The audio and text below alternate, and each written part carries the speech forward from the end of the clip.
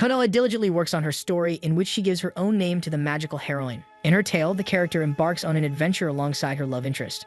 The fantasy, however, is abruptly shattered when her mother bursts into her room, demanding that Konoha focus on her studies. Konoha ignores the request, insisting that learning about magical abilities is far more important than studying. She loves immersing herself in fantasies, dreaming that one day she'll be summoned to a mythical world filled with adventure. As she wonders what her backstory might be, she decides to write a farewell letter to her parents as a precaution, in case she's suddenly whisked away to live her new life. 10 years pass and nothing fantastical happens. Konoha grows up and settles into an ordinary job. One evening, while walking home from work, her mother calls to tell her she found Konoha's old letter from 10 years ago. After confirming that her mother can throw away her belongings, Konoha suddenly remembers the contents of that note. Then, as if fate were listening, a truck appears out of nowhere. Suddenly, she recalls her childhood fantasy story about a magical heroine who falls in love with her younger sister's fiancé, Jennifer. The two fall in love instantly. But their love doesn't go unnoticed by Iana, Konoha's younger sister.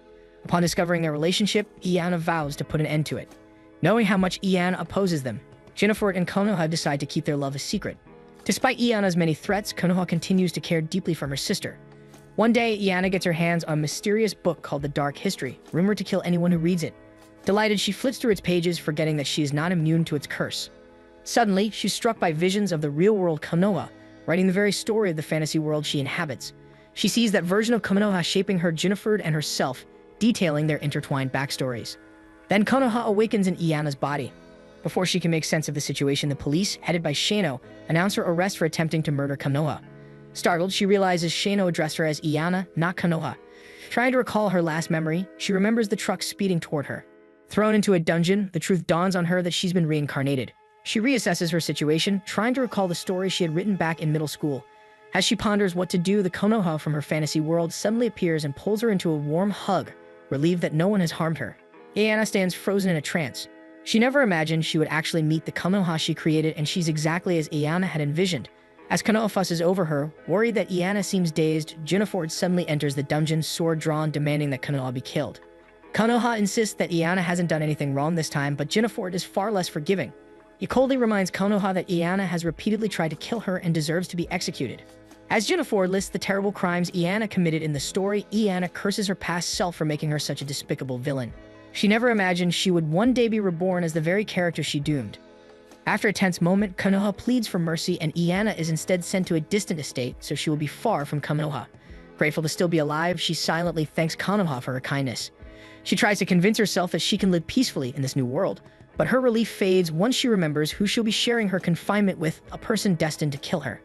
Upon arriving at the manor, a butler informs her that she will remain there for 3 months. Iana notices that all the maids avoid eye contact, trembling at the sight of her. The butler adds that a special servant has been assigned to attend to her. Iana peers into one of the rooms prepared for her, cautiously checking for assassins. To her horror, she spots Sol, a character she wrote to eventually kill Iana. He's introduced as her personal attendant, meant to make her stay comfortable. Knowing his true purpose, Iana immediately steps back when he approaches. Sol assumes she's simply exhausted from travel and gently insists she rest while he prepares a warm drink for her. Once he leaves, Iana exhales in relief. But her peace lasts only a moment before she remembers that she must avoid every death flag if she wants to survive. She racks her brain for the story's details, but it's been too long to recall everything. Finally, she realizes her best chance at survival is to prove she poses no threat to Konoha. She doesn't notice Sol's return. He quietly carries a knife to end her life. As he slowly approaches, Iana suddenly remembers that this is the moment Sol is supposed to make his first attempt to kill her, so she quickly turns to face him. Startled, Sol immediately adjusts and resumes his role as the perfect butler, pouring her a cup of tea and politely asking about her plans. Iana, catching onto his act, plays along while subtly searching for the knife she knows he intends to use. She tells him she wants to write a letter to Konoha. Once he's gone, Iana swears to herself that she'll live a peaceful life by proving she means no harm and will even marry a plain nobleman so she can be happy in this world. However, Sol soon returns and tries once again to approach her, his intentions unclear. The moment she notices, he quickly shifts back into his innocent act, presenting her with the stationery set he promised. Iana immediately gets to work, determined to survive. Her first step is to write a letter to Konoha, declaring that she approves of Konoha and Jennifer's relationship and sincerely apologizes for all the terrible things she's done. As she writes, Sol quietly tries to make sense of her actions near the doorway. He is curious why Iana is suddenly sending a letter to Konoha. He delivers the letter to Jennifer instead of Konoha. Jennifer is surprised by its contents, since it seems very unlike Iana to write to Konoha. Despite the apology, he assumes it's just another scheme, a manipulative attempt for Iana to get close to Konoha and strike again. Sol notes that Iana seems more cautious than before, reacting even to the faintest trace of bloodlust. Still, he resolves to fulfill his duty to Jennifer and assassinate her while she remains in confinement. Later, Sol returns to Iana's side and informs her that the letter couldn't be delivered because Konoha is out of town with their uncle. Trying to recall that detail, Iana remembers writing her uncle into Sol's backstory. It was the uncle who had witnessed Konoha save Sol from despair as a child. Without thinking, she blurts out the same comforting words Konoha once said to Sol years ago. Her words cause Sol to stare at her in shock. Realizing she may have drawn suspicion, Iana quickly claims she's feeling cold and excuses herself to return to her room. Once alone, she worries she may have triggered another death flag and anxiously tries to remember what Konoha and Jennifer are doing at this point in the story. She recalls that Konoha and Jennifer often managed to meet thanks to their uncle, who had always supported their relationship. At this point in the story, the two were supposed to meet again, unaware that their uncle had set a trap to capture Konoha. Iana remembers that in her story, she was only introduced as the main villain in the prologue. There were still other enemies meant to challenge Konoha. In the first chapter, the true antagonist was their uncle, whose twisted motivations came from his unrequited love for their mother. Since Konoha had grown to look exactly like her mother, their uncle had developed a sick obsession with her. He eventually lured her into a secluded place. When he tried to take advantage of her, Konoha awakened her hidden magic and managed to fight him off. However, Jennifer fell victim to the uncle's schemes, forcing Konoha to embark on a journey to find something that could awaken him. Iana tries to backtrack, recalling the sequence of events she had written. She wonders if Konoha's supposed trip with her uncle is actually when these events were meant to occur. Deciding she can't dwell on it now, she focuses on her immediate concern, and that is staying alive. Yet thinking about Konoha's kind nature fills Iana with guilt. Feeling desperate, she looks around the estate for anyone who might help, but all the servants avoid her. She sees Sol, who calmly reminds her that every servant has their own duties and that she can't treat them the way she used to when she was living in the main manor. She wants to argue but realizes no one will believe her story. Without another word, she resolves to leave the manor, burdened by guilt for the suffering her characters are enduring in the world she created. Grabbing some rocks, she decides to head to the capital to save Konoha and Jennifer. She manages to secure a horse, but despite having written that her character was skilled at riding, the real experience terrifies her. Meanwhile, Konoha, Jennifer, and their uncle arrive at a church. The couple plans to marry in secret, and the uncle convinces Jennifer to leave his sword behind, insisting that the wedding is a sacred ceremony. Iana races toward the church, arriving just in time to see her uncle raise his weapon against Jennifer. She knocks him across the church using the bag of rocks, ensuring Konoha and Jennifer's safety and promising to explain everything later. She urges Jennifer to take Konoha somewhere safe, entrusting her sister to his care. Alone at last, Iana exhales in relief, only for her uncle to rise again, ready to attack. Thankfully, Sol arrives just in time to save her, and Iana can't help but think how dashing he looks even as he lightly scolds her. Gathering her composure, she asks Sol how he managed to find her, and he reveals that he's been trailing her the entire time. Iana feels a pang of guilt for putting her characters through so much suffering and begins to feel responsible for their pain. As she prepares to leave, Jennifer approaches and asks if she's been secretly protecting Konoha all along from their uncle's obsession, suggesting that this might be the real reason she was so against his relationship with Konoha. Iana can't help but think how simplistic his reasoning is, but she decides to go along with it, realizing it's the best explanation to prove her innocence and avoid being killed. Before she can respond further, Sol interrupts, saying he wants to express his gratitude not to Iana, but to Konoha. He explains that it's thanks to Konoha's kindness that he's able to resist his urge to kill so well, though he warns that he would not hesitate if any harm were to come to her. Iana realizes that while she's temporarily saved herself, Konoha has yet to awaken her powers, leaving her defenseless. If anything were to happen to Konoha, Iana knows she would be the prime suspect in Sol's eyes. A month after her reincarnation, Sol takes Iana to the countryside. She admires the breathtaking scenery she once created in her own story, but a sudden chill runs down her spine, as if she's forgotten something important. When they arrive, Konoha warmly calls her over.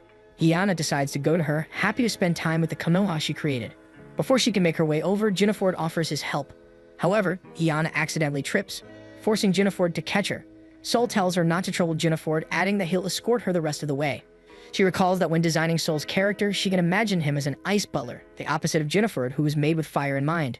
She admits to herself that she had poured all her aesthetic sense into his creation. Though he's cold and intimidating, she can't deny that she's always found him strikingly handsome. As she fondly watches Konoha and Jennifer together, Iana quietly swears to protect her sister no matter what. Iana recalls a time when she was still her old self. Her mother had once tried to talk to her about crushes, but instead of giving a normal answer, Konoha proudly declared that she was already engaged to Jennifer, a man from an entirely different world. After working hard to prove that she's no longer the cruel villain everyone remembers, she's finally able to enjoy peaceful days with her sister, like flower watching.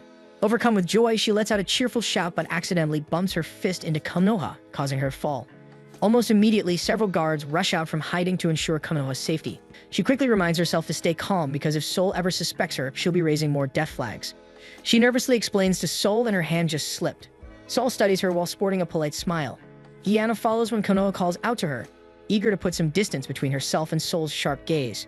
When they reach a nearby clearing, a table has been elegantly set up. Konoha happily announces that they'll be ending their flower watching with a tea party, and that it's a small celebration for Iana to thank her for saving her life. Sol serves her tea, while Ginefort explains that it's brewed from the highest quality leaves in the kingdom. Iana inhales the soothing aroma, finding comfort in its warmth. Back when she was working, she never had time to make her own tea and always settled for bottled ones. As the tea party continues, Iana hears rustling nearby.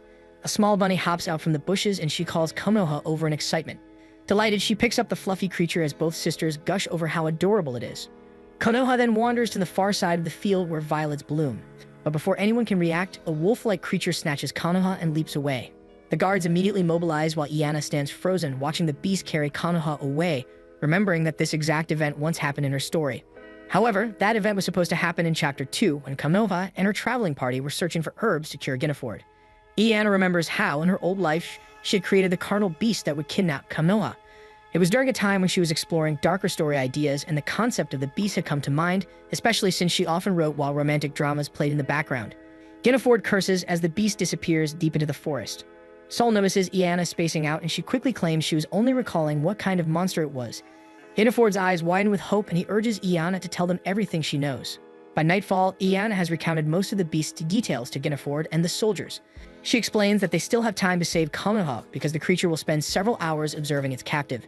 She omits the darker parts of the story, only saying that Konoha will be devoured if they wait until morning. Iana points them toward the beast's lair, and the troops make their preparations. Sol, however, remains suspicious and questions how Iana could possibly know so much about the forest and the monster. Panicking, Iana insists that she had researched the forest before coming here. Unconvinced, Sol corners Iana against a tree and demands to know why she didn't warn anyone sooner if she already knew the dangers of the forest. Iana struggles to think of an excuse, but before she can answer, Ginefort calls out for her to guide them toward the monster's den. Iana eagerly agrees, believing that if she manages to save Konoha again, Sol will finally stop doubting her. Iana leads the group until they reach a dark, narrow path she knows will take them to the creature's lair. Just as she's about to speak, she notices the deep worry in Ginefort's eyes. Turning to her, Ginefort firmly instructs Iana to stay behind with Sol. Though she doesn't argue, Iana feels uneasy about being left alone with Sol. Ginefort promises her that he'll do whatever it takes to bring Konoha back safely. Iana can't help but feel anxious. She's loved Konoha ever since creating her. But now the story has already strayed from what she wrote, and she's terrified of what might happen if Ginefort faces the beast on his own. Before she can think further, a group of guards suddenly rushes past her as more monsters emerge. She then hears Konoha's scream, and without hesitation, Iana bolts toward the voice. Because she had meddled with the story, Konoha no longer has the magic that was supposed to protect her. Seeing the beast about to strike, Iana grabs the nearest plant and hurls it at the creature. Iana sprints forward, her thoughts racing. She reminds herself that she's supposed to avoid death at all costs. Yet before she realizes it, she's already thrown herself in front of Konoha, shielding her with her own body. For a moment, she braces for the killing blow, convinced she's about to die, until Ginefort and Sol arrive in time, cutting down the beast. As the creature collapses, its tail lashes out one final time, striking Iana and sending her crashing into a nearby rock. Ginefort immediately rushes to Konoha's side, checking for injuries. Konoha smiles gently and tells him she was never afraid since she always knew he would come for her. Ginefort praises her courage. Iana watches from where she landed, feeling an odd sense of pride for creating these two characters that are perfect for each other. Sol suddenly scoots her into his arms. Startled, Iana insists she can walk after a bit of rest, but Sol dryly suggests that if she truly wants to rest, she can do so when they visit the man-eating plants nearby. Realizing that Sol is subtly pressing her to come clean about her strange knowledge, she refuses his offer. With that, the strange version of a tea party comes to an end. Iana reflects that even though the story is changing, the key events still unfold as she wrote them. Back at the estate, Ginefort privately tells Sol that he no longer needs him to assassinate Iana. He believes he had misjudged her, though Sol remains uncertain. Still, he swears to follow Ginefort's command. 2 months pass after the flower viewing party. Sol enters Iana's study carrying a sealed letter from her father. He assumes it's permission for her to return to the capital. But when Iana opens it, she finds an elegant invitation to a ball. Her breath catches as she realizes this is the very ball she wrote about in Chapter 3. On the night of the ball, Ginefort and Sol compliment the sisters, noting how radiant they look in their gowns. Konoha's eyes sparkle with excitement as she takes in the sight of the dancers, while Iana warns her not to dance with anyone. Konoha's confusion is clear, and Sol's suspicion deepens as he watches Iana's anxious expression. When Ginefort takes Konoha's hand to invite her to dance, Iana panics, but Sol's steady gaze prevents her from stepping forward, and she can only watch as the two move toward the dance floor. The scene brings back memories from Iana's past life. She recalls a summer festival where her mother had asked her to join the festivities, but she refused. Instead, she had stayed in her room, dreaming of being summoned to a fantasy world as a saint who would one day defeat a demon king. Her mother had grown angry and slammed her door open, demanding that she enjoy the festival. She used that dream to fuel the next chapter of her story. She had written that if Konoha were to dance at this ball, she would be chosen to embark on a journey to defeat the demon king. Without her magic, it would only lead to her death. Worse, Sol would surely see it as her fault and carry out her execution himself. She soon notices a man approaching Ginafort and Konoha, asking to dance with Miss Magnolia. Recognizing him as a minor character she once created, Iana immediately takes his hand before Konoha can respond, claiming the name for herself. She sweeps him onto the dance floor and spins so energetically that he can barely keep up. When the music ends, the man, dizzy and exhausted, excuses himself to recover. Determined to prevent anyone else from dancing with Konoha, she scans the ballroom for the next threat. A figure soon appears on the second floor. She remembers him as the second character to ask for a dance. The man spots Konoha and calls out to her since he finds her cute. When Konoha turns to confirm, Iana once again forces herself into the dance before he can clarify his intentions. After the second dance, her eyes wander across the ballroom in search of one final figure written to dance with Konoha. Just as Iana predicted, the young prince approaches Konoha and asks her for a dance.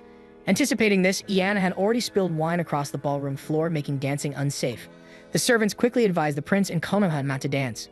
Konoha spots Iana wandering off to another part of the ballroom.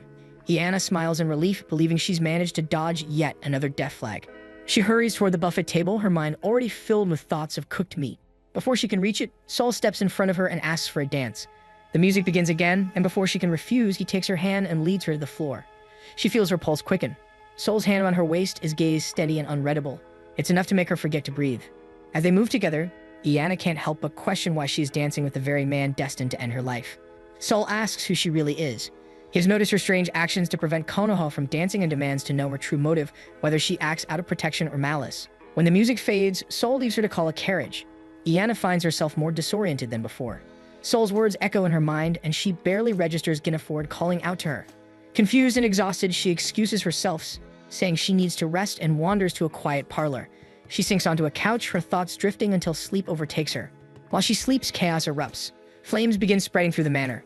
Guests are evacuated from the building. Outside, Sol and Ginafort search frantically for Konoha, who is eventually found sitting beneath a tree. She reveals that she twisted her ankle earlier and Iana must have noticed, explaining why her sister had insisted she not dance. It's only then that they realize Iana herself is missing.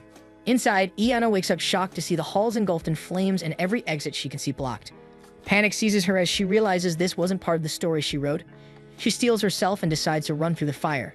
She curses her fate as the villainess, the one doomed never to be saved. Still, she forces herself onward, convincing herself that everything will be fine as long as Konoha lives happily.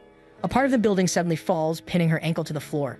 Pain shoots through her leg as she struggles to move but is unable to free herself. In the roar of the fire, she thinks of the people she has met in this world. If her sister's happiness is assured, then perhaps her role is complete. Just as she begins to accept her fate, a voice calls her name through the smoke. Sol rushes toward her. She stares at him, dazed, wondering why he is always the one saving her. He tells her she cannot die until he learns who she truly is. He shatters a window, and together they leap out, crashing into the pond below. Konoha and Ginafort rush toward them, and Konoha wraps her arms around Iana, relieved that she is safe. When Iana thanks Sol, he refuses her gratitude, stating simply that he will remain by her side until he uncovers the truth. His words unsettle her, both because of the suspicion they carry and the strange warmth that now fills her chest. Now that her 3-month confinement has passed, Iana is back at the Magnolia estate, enjoying herself. She feels blissful living alongside the characters she created, and things have been peaceful lately. Her favorite character, Konoha, takes care of her a lot, which makes her heart overjoyed. Ginafort chuckles at their interaction and compliments the good relationship the sisters have. Iana also deeply admires Ginafort, who embodies everything she looks for in a man. Another person she finds attractive is Sol, though she's afraid of him because he was written to kill Iana back in Chapter 1. As she watches him clean a knife, she reminds herself to stay wary because if she slips up even slightly, Sol might still kill her. Suddenly, Sol calls for her attention, informing her that a guest has come to see her. Yomi arrives and greets Iana, but she only looks at him in confusion. Konoha immediately recognizes him and asks how his studies are going in the Lily Kingdom. Iana remains puzzled because she doesn't remember writing this character. Konoha introduces Yomi to Ginafort as a childhood friend, explaining that their fathers were close when they were young. Iana observes them from a distance, assuming that Yomi came to visit Konoha. However, Yomi notices her and walks straight to her side, saying that he's home, and Yomi's face softens as he admits it feels refreshing to hear her voice because he loves her. This surprises Iana. Ever since her reincarnation, she's been met only with hatred from the characters who knew her. Hearing that someone loves her feels unexpectedly nice. She tries to recall if she had ever written anyone who loved Iana. Most of her attention back then was on Konoha, surrounding her with ideal men. She got the idea from a manga a friend once recommended about a princess courted by several handsome men. She then recalled that some of those men were hiding dark secrets. One of them had been a demon king who planned to kill the princess, which immediately caught Iana's interest. Early in her writing days, she focused on creating attractive and righteous male characters, but as she grew older, she began crafting handsome yet evil ones. That was when she created Yomi, another villain from the dark history. As she thinks about his character now, she tries to remember if Yomi had any connection to Iana's death. Yomi asks Iana how other matters are going, which leaves her confused. Finding her fiend innocence cute, he leans toward her ear and whispers Konoha's name. Panicking, Iana quickly insists on showing him to his room. She recalls that his role in the story is to kill Konoha. In the original plot, somewhere in the middle of Iana's journey to face the Demon King, Yomi was written as one of her obstacles, a man driven by vengeance after Konoha caused the death of his beloved Iana. Realizing that Yomi might be here to kill Konoha, she begins to worry that Soul could suspect her of being the mastermind. She frantically thinks of ways to stop Yomi, but glancing back at him, can't help but curse her past self for creating such a difficult character. When she returns to Konoha and the others, Iana announces that she'll be staying close to Yomi since he's forgotten how things work around the kingdom. Soul immediately offers to handle Yomi's needs instead, but Iana refuses, claiming they're more comfortable together than apart. Yomi feels touched by her words and agrees, though Soul grows increasingly suspicious of the two. Iana firmly denies any hidden motives, insisting that she and Yomi simply have a lot to catch up on before abruptly leaving the room with him. Once they're alone, she pushes Yomi forward and admits that she no longer hates Konoha. In fact, she tells him she genuinely loves her now. Yomi has a hard time believing her, reminding Iana that she once told him to send her the dark history, which he did. He then raves about how beautiful she looks whenever she's scheming to kill Konoha. Iana tries to stop him from talking, but Yomi insists that what he's saying is only a fraction of his true feelings for her. Yomi reassures her that even if she's evil, he'll always love her, so she doesn't need to hide her true self. Iana looks at him with concern and asks if this version of her is really who she is. Almost immediately, Yomi's emotions spiral, and he begins to blame himself for studying abroad and failing to protect her from what he believes is Konoha's brainwashing.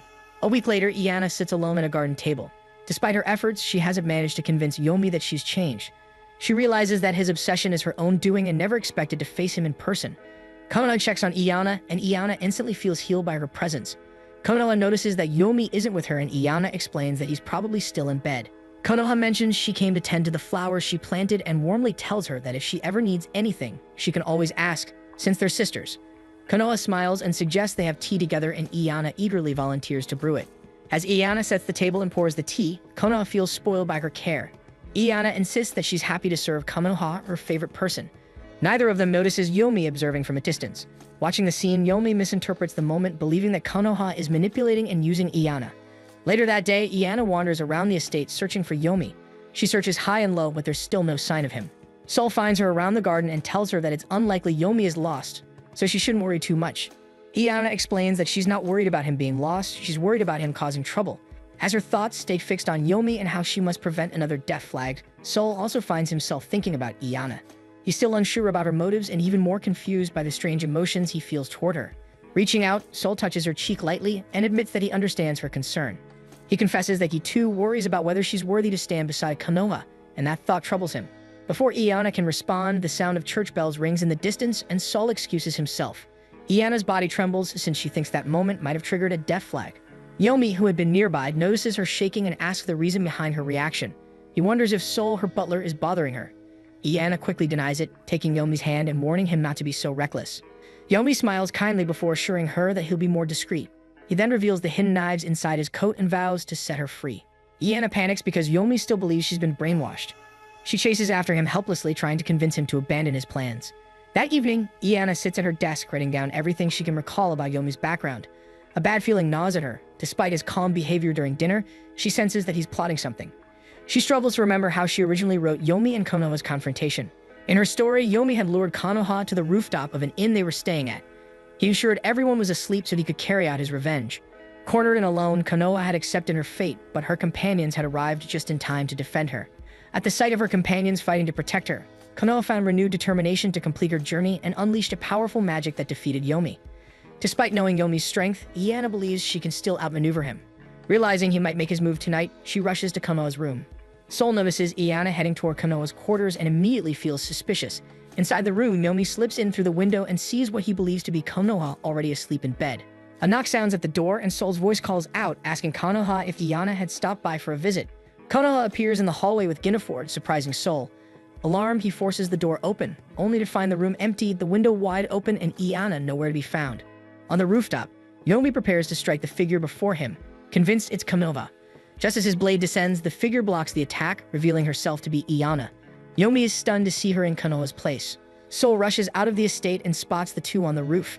Iana tries to reason with Yomi, pleading with him to stop. She insists she no longer hates Konoha, but Yomi refuses to believe her. He argues that Konoha is a tyrant who forces Iana into servitude, claiming that even this morning Konoha made her brew tea for her. Iana remembers that moment and tries to clarify the misunderstanding, explaining that she had wanted to brew the tea for Konoha, and that her real problem isn't Konoha but Sol. Konoha has only ever been kind to her. Yomi believes he understands the situation, though his idea is still far from the truth. He convinces himself that Konoha's kindness is just an act, and as she gave Iana a difficult butler to make her suffer. Desperate, Iana shouts that she needs Sol. At that exact moment, Sol appears just in time to hear her words. Before anyone can react further, a strong gust of wind sweeps across the rooftop, causing Iana to lose her footing and slip. Sol leaps forward and catches Iana midair, gripping the edge of the roof with one hand. Hanging precariously, he scolds her lightly for wandering into such a dangerous place, then apologizes for taking so long to reach her. As they cling to the ledge, Yomi watches them closely, unease stirring in his chest. Yomi offers to help Iana to safety. Once everyone is back on their feet, Sol demands to know what exactly they were doing on the roof. Iana quickly covers up the story, claiming she and Yomi had only gone to the rooftop to stargaze. She then nervously asks Sol if he had heard anything earlier, but Sol replies calmly that he heard nothing. Relieved that both she and Konoha are safe, Iana feels a wave of exhaustion wash over her. Once Sol leaves, Yomi questions why she bows her head to him. He's about to confront Sol about it, but Iana hurriedly stops him, explaining that if Sol grows suspicious of them, she might be killed. Yomi's eyes widen in alarm. Believing that Iana is living in fear and suffering under Sol's control, he concludes that the only way to save her is to kill Sol. With newfound resolve, Yomi leaves, confident in his decision, while Iana cries in horror, realizing he still completely misunderstands her situation. In middle school, she had once accidentally submitted her novel to her teacher instead of her workbook. When the teacher returned it, she mentioned having read a few pages and praised it as a wonderful story. From that day on, the teacher assumed she wanted to become a novelist. Internally, she had wanted to die from embarrassment. She wakes up screaming, mortified by the memory. Sol immediately rushes into her room, alarmed as Iana tries to shake off the thought. She tells him she was just remembering something painful but struggles to explain further, leaving Sol confused by her reaction. Suddenly, Yomi bursts in and tackles her onto the bed in a panic, accidentally causing her to bump her head. Sol reprimands him for being too rough, but Yomi shoots back that Sol has no right to talk since he also barged into Iana's room. Watching the tension grow, Iana realizes that Sol has now become one of Yomi's intended targets. To ease the tension, she tells Sol that Yomi simply overreacted out of concern. Choosing not to argue further, Sol excuses himself to resume his duties. Once they're alone, Yomi strokes Iana's hair and vows to eliminate Sol for her sake. Iana panics. Regardless of the outcome, if Yomi tries to go after Sol, it would still mean she would die. Iana's biggest problem now is stopping Yomi from trying to kill Sol. If Yomi succeeds, there will likely be a search for the culprit. Once they discover that Yomi did it for Iana, she'll also be executed for being the mastermind. On the other hand, if Yomi attempts to kill Sol but fails, she'll still be suspected of involvement and executed anyway. She begins to panic because either outcome leads to her death. The death flags keep sprouting like weeds, and no amount of persuasion can stop Yomi. The next day, Iana follows Sol closely but tries to keep herself hidden. She notices he's always by Konoha's side, ready to serve her. She realizes Yomi isn't around yet and feels anxious, since she doesn't know much beyond the main story of the dark history, as it is completely off track. Unbeknownst to her, Yomi is observing Sol from a window. He releases a small gust of wind to separate Sol from Konoha. When Sol goes to retrieve an item, he then casts another, stronger gust and sends Sol flying into the air. However, Sol maneuvers midair and lands perfectly in front of Iana, who is left completely baffled by what just happened. Iana quickly asks if he's alright, her mind conjuring gruesome images of possible injuries, but Sol seems surprised that she's showing concern for him. Iana begins to panic, thinking he might be suspicious of her. Sol reassures her that he's fine, and just then, Konoha calls out that she'll find someone to check on Sol. Sol admits he sensed a mysterious presence but reacted too late. He adds that it might have been magic but then corrects himself, saying it couldn't be, since no one in the manor uses magic. Iana freezes. She is aware that there is someone in the manor who can use magic. If the story had followed its proper route, Konoha should have awakened her powers by now. And because her enemies always mirrored her strength, Yomi should have magic as well since he had left the country to study poisons and magic. Iana desperately wishes Yomi would stop using magic before he gets caught. From his spot at the window, Yomi watches, disappointed that he was not able to kill his target. The next day, Iana decides to keep Yomi distracted by spending the day with him in the gardens. She spots Guinevere and Konoha nearby and witnesses a sweet moment between them as Guinevere gently insists that Konoha should continue her nap since she was up reading all night. Guinevere then notices Iana, who is shocked that he doesn't even seem embarrassed about being caught being sweet to Konoha. She also realizes that Sol is there too, having concealed his presence the entire time to make it seem like Guinevere and Konoha have some private time. Yomi asks if Guinevere would like to join them for tea while Konoha is still napping. Knowing that tea is one of Guinevere's land's specialties, Yomi tempts him further by mentioning that he brought tea leaves from the Lily Kingdom and can brew a special blend for them to enjoy. Intrigued, Guinevere agrees, and Yomi also invites Sol to join. Guinevere insists that Sol take the offer at least this once. Meanwhile, Iana worries silently, convinced that Yomi intends to poison the tea. As Yomi prepares it, Iana pretends to trip, knocking over the tea and spilling everything. She apologizes for being clumsy, while Yomi, misunderstanding, apologizes for using poison, thinking Iana disapproved of his method of killing Sol. Sol offers to clean up the mess and notices an odd scent coming from the spilled tea. Alarmed, Iana tries to stop him from getting too close, aware that he'll recognize the poison if he smells or sees it. Their attention shifts when Konoha suddenly sneezes and wakes up. Seizing the opportunity, Iana quickly tells Sol to attend to Konoha while she and Yomi clean up the spill. As she rushes to get cleaning supplies, Yomi gently catches her arm, telling her there's no need to hurry. Iana can't help but notice how gentle he is. It reminds her of the backstory she wrote for him. How Yomi came from a wealthy family but was constantly bullied by his siblings. As a child, he admired Iana's confidence, something he never had himself. She thinks to herself that Yomi truly is one of her ideal men, but regrets writing him to fall for Iana so deeply, since it's now bringing her nothing but trouble. She feels guilty recalling the part of the story where Yomi is eventually defeated by Konoha, who felt remorseful for having to fight her childhood friend. Konoha eventually overcame that guilt thanks to her charming party members, something Iana now curses her past self for writing. She remembers she created that outcome because in her real life, boys had treated her poorly, so she wrote a story where Konoha was adored and protected. As they walk, Iana feels a pang of guilt for making Yomi suffer and tries to persuade him to stop, but Yomi only pulls her into an embrace. He promises to get rid of Sol for frightening her. He then informs her that he set up magic around the tea area that should be activating any moment. On cue, an explosion rings out in the distance, causing Iana to panic and run toward the noise. She knows Yomi's magic isn't that powerful, and normally that wouldn't be a problem if Konoha had already awakened her magic. Iana knows Sol and Guinevere will do their best to protect her, and if they're caught off guard, they might not be able to help at all.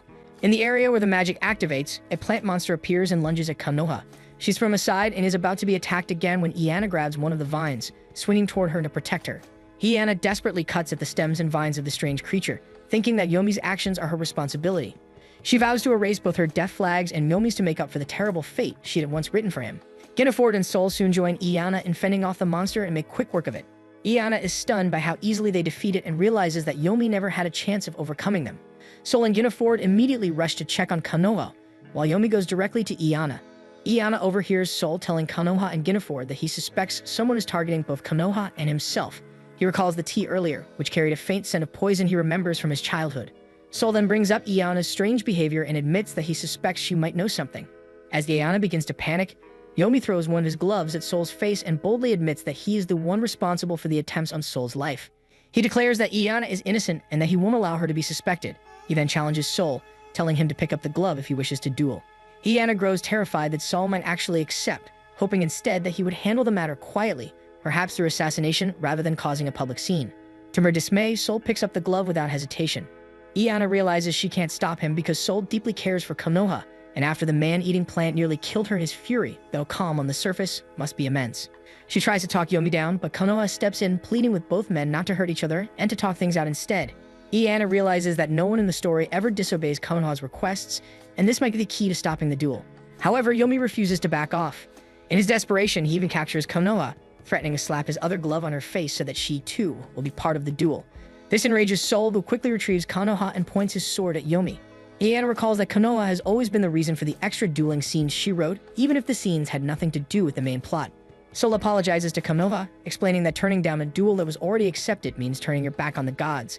Konoha tries to argue with Iana's support, but Guinevere agrees with Sol's reasoning. He backs Sol by saying that since Sol has already accepted the duel, it means he is prepared to lay his life on the line. Guinevere steps in front of Yomi and tells him that, under normal circumstances, he would have interrogated him. However, with a duel in place, he will not interfere. He adds that he's certain Sol will emerge victorious. But if Sol does lose, Guinevere will be the one to deal with Yomi personally. Yomi calmly replies that they should begin the duel. Guinevere instructs Yomi to choose which hand he will use, reminding him that the duel's rule allows only one hand to wield a sword. Yomi selects his right hand and throws the blade in his left to the ground, while Sol chooses his dominant left hand for the match. Hinaford declares that the duel will only end when one participant concedes or loses their life. Iana realizes how serious the duel is and curses her past self for ever making such rules. At Ginaford's signal, Sol and Yomi cross swords and the duel begins. Powerful strikes clash between them, their force sending gusts of wind that rustle Iana's and Konoha's clothes. As the battle continues, Iana realizes that Yomi stands no chance against Sol and tries to intervene, but Ginaford stops her. He tells Iana that she must not move until the duel concludes and the motives behind the plots are clear. The word plots catches Iana off guard. She recalls her past life when she used to pray to the gods and make strange requests. While her friends would pray for good grades or relationships, she would ask for magical powers. She truly believed it would work, often trying to channel energy through her hands or buying charms and amulets to enhance her non-existent magic, but nothing ever happened. Now, as she watches Sol and Yomi fight, Iana feels powerless within her own story, but something about the duel seems off. Yomi should be weaker than Sol, yet Sol hasn't defeated him. She wonders if Sol is holding back, but quickly dismisses the idea since Sol would never do that, especially with Konoha involved. Ginaford notices Sol's struggle as well, which makes Iana realize the truth. Sol must have injured himself when he saved her several nights ago. He had used his dominant hand back then, and that would explain his difficulty now. Iana falls to her knees, worried that Sol might actually lose the duel. While she's relieved that Yomi might survive, it doesn't mean her death flags will disappear. She understands now that, as the villainess of the story, her death flags will never truly go away. Determined to act, she rises to her feet. When Ginaford tries to stop her, she slaps his hand aside and dashes toward the duel. Iana realizes that regardless of who dies, she will still be suspected, so she needs to stop the fight. She throws herself between them just as Yomi is about to finish off Sol. Now standing between the two, she struggles to think of her next move. Yomi urges her to step aside so he can end the duel, but Iana tries to signal him to call it off instead. Yomi misinterprets her gestures, believing she's being manipulated by Sol and Konoha. Sol, meanwhile, tells her to move away since he cannot allow Yomi to live after threatening Konoha. Frustration builds inside Iana as she curses her fate for being reborn as Iana instead of Konoha. She knows that if Konoha were the one to plead, both men would easily yield to her words due to her tears. Unlike Konoha, she can't solve things with tears, so she takes another approach. She calls out Sol for fighting with an injured dominant hand, reminding him that failing to bring his best to a duel is already an insult to the gods. As Sol hesitates, distracted by her words, Iana seizes the chance to snatch his sword and points it at Yomi, declaring that she is now his opponent. Everyone is shocked by Iana's decision to take Sol's place in the duel, but she stands firm. Though she puts on a brave front, the truth is she's struggling to even lift the sword. She urges Yomi to fight her, but deep down she desperately prays that he'll give up. To her relief, Yomi drops his weapon and pulls her into a gentle embrace. Quietly, Iana apologizes for trampling on his efforts to help her, but she knows this is the only way to keep them both alive. Ginaford declares the duel over, saying there's no reason to continue. He then tells Yomi that he must explain his actions. Sol also demands an explanation since Konoha was injured, though Konoha insists she's fine. As Sol talks to Konoha, Iana quickly takes the initiative, forcing both herself and Yomi into a bow as they apologize together. She explains that everything was just a huge misunderstanding. While Yomi was studying abroad, he had heard rumors about Konoha tyrannizing her, so he rushed home to rescue her. Whatever Yomi did was all for her sake. Ginaford maintains a stern expression and calls Iana's attention, making her panic even more. She bows deeper and even pushes Yomi's head to the ground multiple times so he'll apologize properly. However, Ginaford softens and approaches her, apologizing instead. He blames himself, saying that his cold and rude behavior toward her at first might have caused misunderstandings. He assumes Yomi must have heard of his mistreatment and mistakenly thought Konoha was responsible. Iana feels immense relief and gratitude toward Ginaford for taking part of the blame. Seeing that everyone accepts Iana's explanation, Sol decides to drop the matter. Still, he warns her that he's willing to become a demon for Konoha's sake and asks her to refrain from any misleading behavior. Iana is thankful that he's willing to let her live for now. Suddenly, Konoha winces from a sprain in her hand, prompting Ginaford to immediately carry her to the medic. Before leaving, he promises to return for Iana, but she assures him she'll be fine and that Yomi can accompany her later. As the group departs, Iana feels relieved yet oddly heavy inside. Then everything fades to black as she suddenly collapses. She finds herself drifting in a sea of memories from her past life, particularly the exhaustion she felt during overtime work.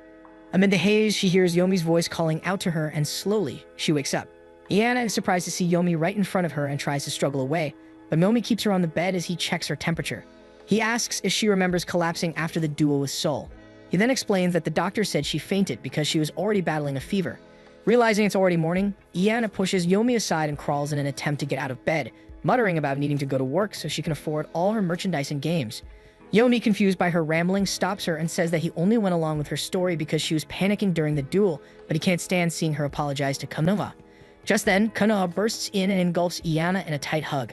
Iana feels almost purified by her presence and suddenly remembers that she's no longer in Japan.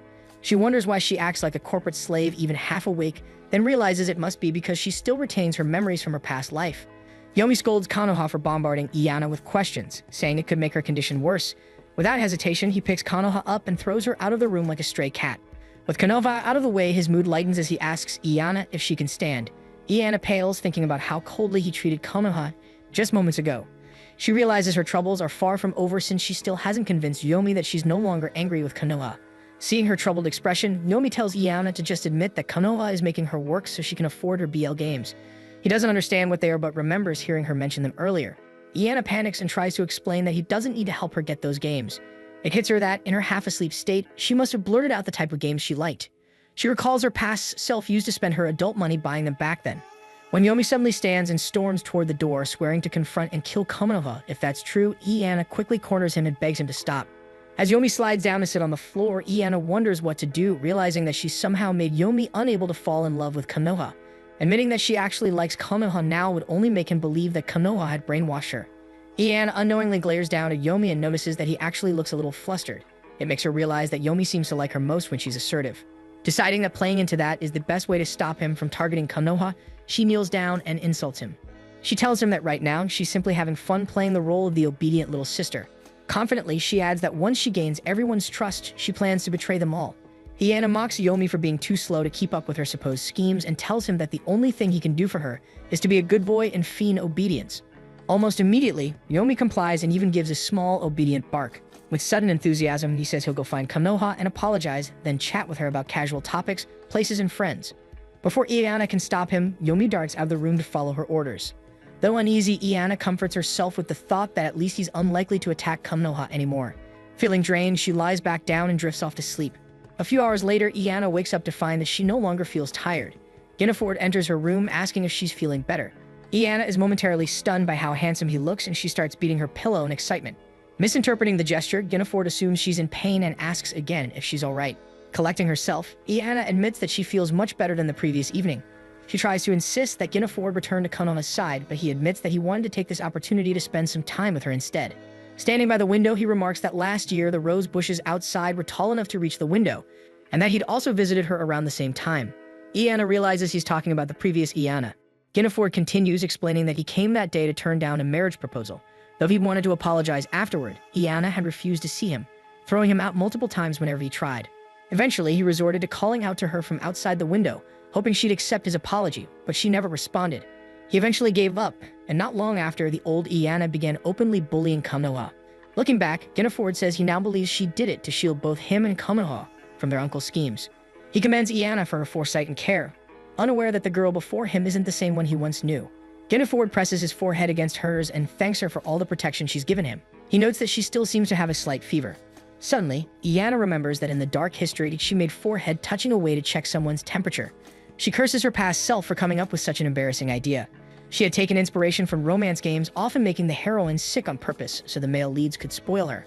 Having her own creation do the same to her is too much to handle. She passes out from sheer flustered embarrassment. Gineford worries as she tries to hide. He asks if he should call someone to help or if she would like him to read her a picture book instead. Iana grows even more flustered by his gentle concern. She recalls her past life when she was often teased for not having a boyfriend at her age. To comfort herself, she imagined having a fiancé waiting for her in another world. She used to write those fantasies in a notebook in her room. Her mother would often worry upon hearing her giggles through the door. Once when her old self had left her room for food, her mother sneaked a peek at the notebook. She noticed that Konoha had been writing about the same man repeatedly, imagining him doing everything she wished a boyfriend or lover would do. Iana recalls how, as Konoha, she poured so much effort into creating her ideal man, Gineford, by drawing inspiration from different romantic media. He went through 3 redesigns before she finally perfected the version she saw as the ideal Gineford. As promised, Gineford begins reading her a picture book in an overly monotone voice. When he tries to imitate a character's dialogue, his attempt sounds so awkward that Iana can't help but giggle. She tells him he's funny, which makes him flustered and shy. Iana feels a warm fondness for the moment. Gineford truly is everything she once imagined him to be. When he leaves, she gazes out the window, wondering where Yomi could be since he's been gone for quite some time. Suddenly, Sol enters the room carrying her medicine. The word medicine immediately sends Iana's imagination spiraling. She assumes this might be one of Sol's assassination attempts and, fearing its poison, tries to run away from him. But Sol easily catches her, scolding her for running around while still sick. He sends her back to bed and tells her he'll take her temperature. Fearing for her life, Iana tries to dodge his attempt at foreheading. She insists she's fine and that someone already checked her temperature earlier. Sol pinches the bridge of his nose, clearly exasperated. He tells her that next time he'll make sure she's not present during any duels. He scolds her for taking such a reckless risk and calls her a fool, but then gently takes her hand. He pinches a small area on it and Iana flinches, confirming his suspicion that she's hurt there. He remarks that he noticed the area was warmer than the rest of her body. He continues scolding her for trying to wield a sword despite having no proper training. Iana quickly pulls her hand back and argues that she did it so Sol wouldn't get killed. She adds that she knows he was already injured from saving her a few nights ago. She insists she wanted to take responsibility, but Sol argues that it's not her concern. As her servant, it's his duty to protect her. He says that if she hadn't woken up, he would have lived the rest of his life in regret for failing her. He gently pushes her back into bed, but straightens up when he hears Yomi and Konoha's voices approaching from outside. Iana misinterprets his words, thinking that, as an assassin, Sol means he wants to personally end her life. When she hears Konoha call from the other side of the door, she tries to get up to answer, but Sol stops her and quickly takes her temperature before thanking her. The door opens, revealing Konoha and the others, relieved to see Sol with her. Sol informs them that Iana's fever is gone, though she's still a bit warm. Iana feels slightly irritated since these are her own creations, yet she always has to stay on guard around them. She's supposed to know the three male characters best and be able to predict their actions, but they constantly surprise her.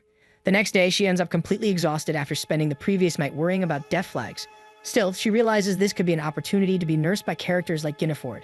She briefly considers asking them, but quickly decides she would die of embarrassment, so she starts banging her head into her pillow to shake the thought away. Guinefort suddenly walks into her room and she's startled to see him there. He laughs at her messy bedhead, teasing that it might work as a new hairstyle. They don't notice Sol enter until he announces that Konoha is asking for them. Iana composes herself just as Sol begins to speak, but Yomi interrupts, saying that he had planned to go home, but an avalanche has blocked the road. He asks if it's alright for him to stay longer. Before Iana can answer, Yomi suddenly hugs her in gratitude, then glares at Sol. Iana finally breaks free and realizes that with Yomi around, she'll have to keep acting like a villainess from time to time. Iana and Konoha are in the castle town. The sisters had snuck out of their estate to have some fun since Iana had been stuck in bed for so long. However, as soon as people recognize Konoha, the crowd quickly gathers around her. Iana realizes too late that Konoha forgot to hide her face. Iana tries to push through, but she's shoved and forced all the way to the back. As Konoha gets surrounded, Iana reflects on the situation. Konoha is the heroine of this world. Because of Iana's interference, Konoha hasn't awakened her magical powers or started her journey to become a saint. Iana feels her heart race like a ticking bomb. Panicking, she removes her mask and rushes forward to save her sister. The crowd suddenly scatters as soon as they recognize her. Though startled, Iana quickly realizes this reaction could work to her advantage. However, Sol appears with a carriage, his expression stern. He scolds her for bringing Konoha into town and says he's come to retrieve them both. Iana lets out a silent scream. Back at the estate, Konoha apologizes on both their behalf, taking the blame by saying the trip to the castle town was her idea. As Guinefort and Sol listen to Konoha's explanation, Iana gives Yomi a teddy bear. Guinefort remarks that Konoha's honesty and thoughtfulness are admirable. She then overhears Guinefort saying he needs to give Konoha a light scolding. Worried, Iana tries to intervene to protect her sister, but instead she's overwhelmed by how sweet their interaction becomes when Guinefort gently warns Konoha that beautiful girls have been going missing in the castle town. He tells Konoha that she's beautiful and should take better care of herself. Konoha is stunned but quickly regains her composure, admitting that she's gotten complacent because she always relies on both Guinefort and Sol to protect her. Guinefort credits their desire to protect Konoha as the source of their strength. Iana cheers in the background, always happy to see how Konoha can easily raise morale. Just then, a servant arrives to announce that a visitor has come to see Konoha. Shano steps into the room uninvited and introduces himself, saying that he wishes to become Konoha's official guard due to the recent disappearances in town. He takes a seat and informs them about some of the missing girls, some of whom Konoha even recognizes. Shano explains that all the victims were remarkably beautiful. That means Konoha could easily become the next target. Iana sighs internally, thinking how difficult it is to be the heroine since trouble always seems to find her. She feels that this event also happened in the original timeline. Fear creeps in as she realizes that once Konoha is kidnapped, she'll likely be Guinefort and Sol's primary suspect. Shano then notices Iana's pale face and mockingly tells her not to worry, since she wouldn't be targeted. Konoha struggles to contain her anger at his words, but suddenly feels a sharp pain in her head. Sol approaches and gently advises her to rest in her room, reminding her that she only recently recovered. Iana insists that she's fine, touched for a moment that Sol seems concerned. But as she studies his face, she starts to suspect that he's simply trying to get rid of her out of mistrust, even though he's genuinely worried. She blames herself for not being able to read Sol properly. His expressionless demeanor always leaves her guessing. After thinking it over, she decides to agree with him and return to her room. Before leaving, she instructs Yomi not to follow her. Watching her retreating figure, Sol quietly smiles. As she walks back to her room, Iana tries to recall who Shano is. She doesn't remember ever writing about him. She laughs to herself, thinking that all she needs to do is remember the sequence of events so she can prevent Konoha from getting hurt, clear herself of any suspicion, and throw both the culprit and Shano into the trash. However, after an hour of trying to recall the case, she comes up with nothing. Digging deeper into her memories, she had imagined countless scenarios where Konoha would be kidnapped and either frozen or cursed into a deep slumber. Under those conditions, Konoha would have to protect her own soul until she could be freed. Back then, before falling asleep, Iana would convince herself that she would wake up in another world as Konoha and finally break free from the curse. Each time she watched the sunset after school or received low grades on a test, she would feel a pang of disappointment that she still hadn't been transported to that other world. She remembers making excuses to herself, saying she didn't need to study since she wouldn't be taking her lessons with her. Her grades had plummeted badly because of how obsessed she'd become with her story. She now wonders why she never actually wrote down the kidnapping scene despite thinking about it so much. Iana desperately tries to recall the missing details. Feeling like she's overlooking something important, she leaves her room and heads near the study, suspecting that Konoha and the others are still discussing the missing person cases. Pressing a paper cup against the door, she tries to eavesdrop on their conversation. Inside, Shano informs the others that before the kidnappings, the victims had seemed completely normal. After a pause, he excuses himself to go to the restroom. Iana manages to catch this bit of information and tries to make sense of it.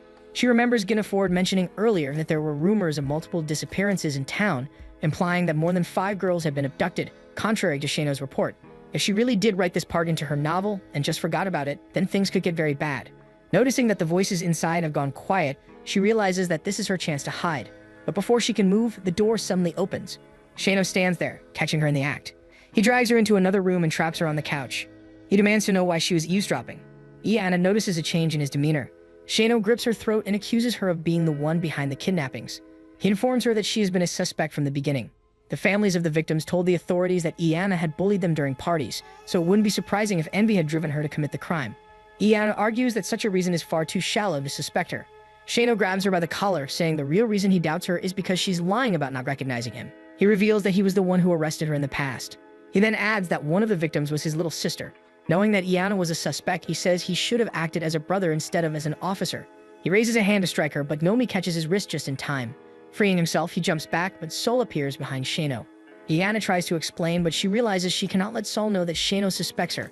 Thinking quickly, she tells them that Shano was simply teaching her self-defense so she could be useful in protecting Konoha. To her relief, he goes along with her story and excuses himself. Before leaving, he tells her coldly to remind Konoha that justice will always prevail and that evil will never go unpunished. The next day, Iana feels drained. She still can't figure out when this event fits into the story, and what's worse, she realizes that she and Shano are somehow connected. When she walks into the main study, she finds everyone already up. Guinefort explains that they are reviewing new security measures, which makes Iana feel relieved that he's taking charge. Konoha then shows her an invitation she received to attend the birthday celebration of the king's sister, Susalina.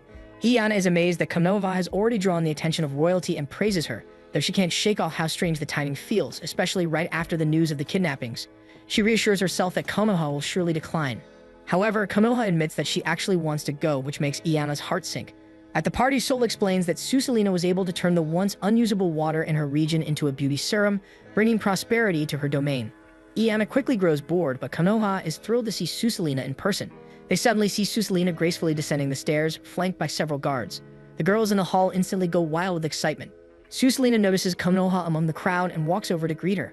Holding Konoha gently by the chin, Susalina remarks that her beauty is angelic. Overjoyed for Konoha, Iana pounds the floor in delight. Susalina reassures Konoha that she can enjoy herself tonight because the hydrangea unit of the police will be guarding the event. The girls cheer again, thrilled since the entire unit is known for being handsome.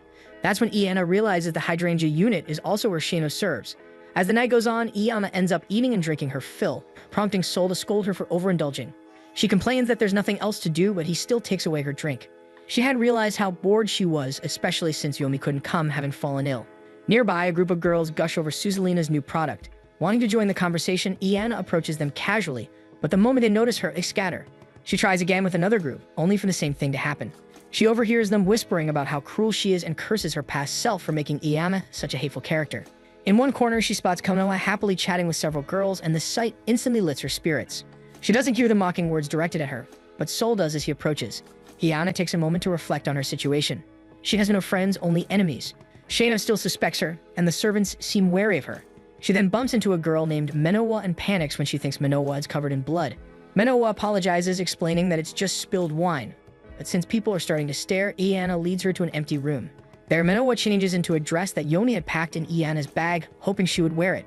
When Iana tries to ask what happened, Minowa initially avoids answering, her expression glum. But she eventually starts to rant when Iana promises to listen. Minowa explains that she's the daughter of a count and his mistress. Her mother recently passed away, and though her father took her in, living with her half-sister has been unbearable. Frustrated, Minowa says her sister has the worst personality and even treats her like a slave. She recounts how only she was invited to the party, but her half-sister somehow bought an invitation just to attend and humiliate her by pouring wine over her mother's treasured dress. Iana is shocked by Minowa's pent-up emotions, but she finds herself oddly able to relate. When Minowa introduces herself, Iana is touched by her kindness, then realizes that because Minowa didn't grow up in noble circles, she doesn't recognize Iana's face like the others do. Just as Iana is about to introduce herself, Sol and Guinevere enter the room. Spotting Minowa, they ask if she's a friend, but Minowa brushes past them. Iana suddenly recalls how, in her story, her dislike for female characters was evident. That's why Konoha was always surrounded by male characters, even those who could easily fill the role of a sweet, supportive female companion. She remembers trying to write female characters before, but they always ended up turning out lesbian. She curses her luck for not having created any women she could actually befriend in this world. Sol notes that the girl was Minowa, and Guinevere expresses mild surprise, remarking that Iana rarely spends time with anyone other than Konoha. As they leave, Iana notices an earring on the ground and realizes it must belong